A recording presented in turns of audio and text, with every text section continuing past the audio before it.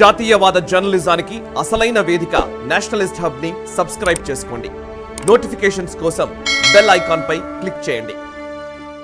మణిపూర్ అంశం గురించి అలాగే మరికొన్ని ఇతర అంశాల గురించి కూడా ఆర్ఎస్ఎస్ చీఫ్ మోహన్ భగవత్ గారు మాట్లాడడం, ఇది ముందు ప్రభుత్వం అడ్రస్ చేయాలి అని ఆయన మాట్లాడడం. అఫ్కోర్స్ అడ్రస్ చేయాల్సింది, ఎప్పటి నుంచో డెకేడ్స్ నుంచి ఉన్నటువంటి సమస్య.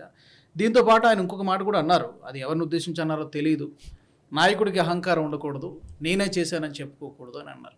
దాని మీద కాంగ్రెస్ వాళ్ళు చాలా, అట్లీస్ట్ మోదీ గారి డిఎన్ఏలో లేదు, ఎవరు చెప్పినా అట్లీస్ట్ మోహన్ భగవత్ గారి మాట అన్న వినండి అని చెప్పి ఏదో ఆయనకు ఆపాదించి లేబులింగ్ చేసే ప్రయత్నం చేస్తున్నారు. అంటే ఫస్ట్ టైం ఆర్ఎస్ఎస్ని జిందాబాద్ చెప్పారు కాంగ్రెస్ వాళ్ళు. ఎందుకంటే ఎప్పుడైనా ఆర్ఎస్ఎస్ ఏం చెప్తే దాన్ని ఆర్ఎస్ఎస్ కమ్యూనల్, ఆర్ఎస్ఎస్ అదే అంటారు. ఆర్ఎస్ఎస్ సర్చింగ్ చాలా మాట్లాడినప్పుడు ఆయన చాలా తక్కువ ప్లేసెస్లో పబ్లిక్ అడ్రస్ చేస్తారు. యూజువలీ వాళ్ళ ఓన్ గ్యాదరింగ్లో అడ్రస్ చేస్తారు ప్రైవేట్గా.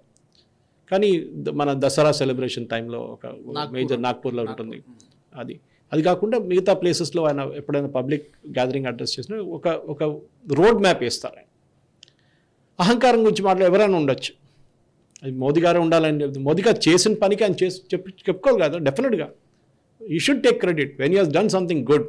మీరు క్రెడిట్ తీసుకోండి, ఎవరు వద్దనట్లేదు. కానీ చేయని పని క్రెడిట్ తీసుకోవడం రాహుల్ గాంధీ పని. అది మా నాన్నగారు చేశారు, మా అమ్మగారు చేశారు, మా పెద్దనాన్న చేశారు అని చెప్పేసి అక్కడి నుంచి క్రెడిట్ కొడుతుంటారు. నువ్వేం చేసావు అది చెప్పట్లేదు.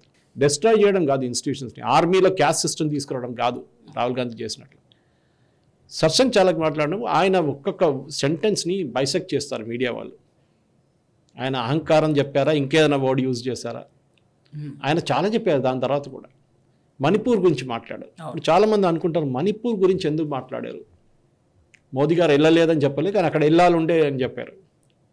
మణిపూర్ ఇష్యూ ఈజ్ రెండు గోత్రాల నడిమిట్లు నడిచిన గొడవ. It is not a Hindu Christian fight. ఇది నేను చెప్పలేదు. కేరళలో ఉన్న సిరియన్ క్యాథలిక్ కమ్యూనిటీ వాళ్ళది, వాళ్ళ మెయిన్ చర్చ్ మ్యాగజైన్లో ఎడిటర్ జార్జ్ కలవేల్ అని చెప్పి ఆయన ఒక ఆర్టికల్ రాశారు. ఆయన ఒక పుస్తకం కూడా రాశారు మణిపూర్ గురించి. ఆయన అక్కడ వెళ్ళి ఒక నెల ఉండి కంప్లీట్ ఇష్యూ తెలుసుకొని అక్కడ ఉన్న మొత్తం చర్చ్ లీడర్స్తోని, అక్కడున్న హిందూ లీడర్స్తోని మాట్లాడిన తర్వాత, ట్రైబల్ లీడర్స్ మాట ఆయన పుస్తకం రాశాడు. నేను రాత్రి ట్రై చేస్తే అది మలయాళంలో ఉంది, unfortunate, but it's also sold out, అమెజాన్లో లేదు బుక్ అది. సో ఆయన దాంట్లో క్లియర్గా చెప్పారు, ఇది రెండు గోత్ర కమ్యూనిటీస్ నడిమిట్లు జరిగిన గొడవ. Cookies my don't bring religion in to is అని చెప్పారు. ఆలోచించండి, మన దగ్గర ఇంత గొడవ చేశారు, ఇక్కడ హిందూస్ వచ్చి మొత్తం చర్చలను తగలబెట్టారు. కేరళలో కూడా చాలా పెద్ద గొడవ ఉంటాయి. కానీ after this thing came out, వాళ్ళ ఒఫీషియల్ వాళ్ళకి న్యూస్ పేపర్ ఉంది డైలీ, అందరికీ ఉంది. చంద్రిక అని చెప్పి ముస్లిం లీగ్ ఉంది, ఆర్ఎస్ఎస్ వాళ్ళకి జన్మభూమి అని ఉంది, వీళ్ళకేమో దీపిక అని ఒక మ్యాగజైన్ ఉంది. దాంట్లో కూడా ఈ స్టోరీ వచ్చింది దట్ ఇప్పుడు ఎక్కడ కేరళలో especially among Syrian Catholic they are not speaking about Manipur. ఆ గొడవ ఉంది, ఇప్పుడు కాదు, 160 సంవత్సరాల నుంచి గొడవ ఉంది. బ్రిటిష్ వాళ్ళ టైం నుంచి ఉంది వీళ్ళిద్దరు నడిమిట్ల. అప్పుడు బార్డర్ వాజ్ మోర్ పోరస్, అప్పుడు బర్మా ఉండే, మయన్మార్ కాదు. అక్కడి నుంచి కుకీస్ అందరు అక్కడి నుంచి వచ్చారు. That border was never fenced. 16 kilometres మీరు అక్కడిక్కడ వెళ్ళొచ్చు వితౌట్ పాస్పోర్ట్ అక్కడ ఉన్న వాళ్ళు. సో ఆ ఇష్యూని అర్థం చేసుకోవడం. సో సర్సంగ్ చాలక్ చెప్పింది ఒక థియరీలో తీసుకోవచ్చు. అది ఐ థింక్ అది నడ్డా గారు చేసిన తప్పు. అది ఒక ఏదో పబ్లిక్ మీటింగ్లో అన్నారు, బీజేపీ ఇప్పుడు చాలా పెద్ద ఆర్గనైజేషన్ అయిపోయింది, మాకు ఆర్ఎస్ఎస్ సహాయం అంత అక్కర్లేదన్నారు. మేబీ దానికి కౌంటర్ ఉండొచ్చు. I think BJP should never forget, RSS అనేది వాళ్ళ పేరెంట్ ఆర్గనైజేషన్ అని చెప్పట్లేదు, కానీ వాళ్ళ ఒక ఏం చెప్తారు, వాళ్ళు దే లుక్అప్ ఎస్ ఇన్స్పిరేషన్, ఒక బ్యాక్ బోన్ ఇన్స్పిరేషన్ కూడా. సంఘ్ వాళ్ళ స్వయం సేవకులు వచ్చి మీరు ఓటేయండి అని చెప్పారు, బీజేపీకి ఓటేయని చెప్పారు, వాళ్ళు జన్ జాగరణ చేస్తారు. ఇంటింటికి వెళ్ళి మీరు ఓటేయండి అంటారు, ఎవరికి వేయాలని చెప్పారు వాళ్ళు. ఇప్పుడు ఇక్కడ కూడా జరిగింది, నేను కూడా వెళ్ళాను అల్వాల్లో వెళ్ళి, క్లియర్ ఇన్స్ట్రక్షన్ ఉంది సంఘ నుంచి, దాని గురించి అసలు బయటకు చెప్పేస్తారు ముందే, ఏ పార్టీకి ఓటేయాలని చెప్పకూడదు, ఓట్ వేయాలి, అది మీరు మీ ఓట్ ఉపయోగించాలి, మీరు జన్ జాగరణలో వెళ్ళి చెప్తాం. సో సంఘ్ వాళ్ళ క్లారిటీ కూడా చాలా ఉంది. కానీ at the same time BJP ఎప్పుడు అంత అహంకారం చెప్పకూడదు, దట్ మాకు సంఘుతో పని లేదు. No, correct. ఎంత రిలేషన్షిప్ వాజ్పేయి గారితో సంఘుతో ఉన్న ఆ టైంలో, దాని తర్వాత వచ్చిన లీడర్స్ కూడా, అది ఇప్పుడు లేదు, డెఫినెట్గా లేదు.